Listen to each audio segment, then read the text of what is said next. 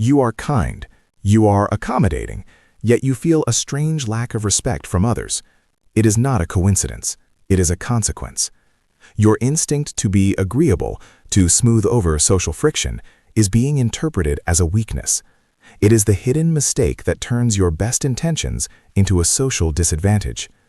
This happens because human interaction is governed by unspoken rules of value. We are wired to assess the value of everything, including people's time, opinions, and approval. When your approval is given too easily, when your yes is guaranteed, its perceived value drops to zero. Think of the colleague who always agrees to take on extra work. At first, they are seen as helpful. Soon, they are simply seen as the default person for unwanted tasks. Their willingness is no longer a gift, it is an expectation. Think of the friend who always changes their plans to accommodate others. Their flexibility is not appreciated, it is taken for granted. They have taught people that their own time is less important. This is not a judgment of your character, it is a simple observation of social mechanics. Your niceness is not the problem, the lack of boundaries that accompanies it is. There are 3 principles you must understand. First, the principle of scarcity. Anything that is abundant is devalued. Your energy, your time, and your agreement are finite resources.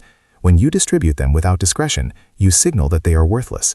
People do not respect what holds no value. Scarcity creates value.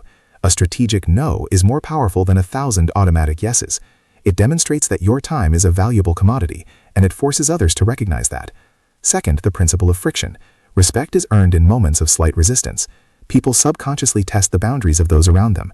When they push, they expect to feel a solid structure, not a void. A person who never disagrees, who never offers a counter-opinion, who never defends a position, presents no friction. They are socially invisible. Saying, "I see it differently," or "that does not work for me," is not an act of aggression. It is an act of self-definition. It creates the necessary friction for respect to take hold. Third, the principle of implied motive. Constant agreeableness is rarely perceived as pure kindness. Instead, it is often interpreted as a bid for approval. It signals that you need something from the other person, their acceptance, their validation. This immediately places you in a lower status position. A person who is secure in their own worth does not need to please everyone. Their kindness is a choice, not a need. It is offered from a position of strength, not supplication. The critical shift is not to become unkind, it is to stop being unconditionally available. The change occurs when you begin to operate from a place of internal validation, not a need for external approval. You start treating your own time and opinion with the same respect you offer to others. Respect is not given to the nicest person in the room. It is given to the person who quietly demonstrates that they respect themselves. Your actions will teach people how to treat you. So before you automatically agree to the next request, ask yourself one question. Does this serve my own well-defined values and goals?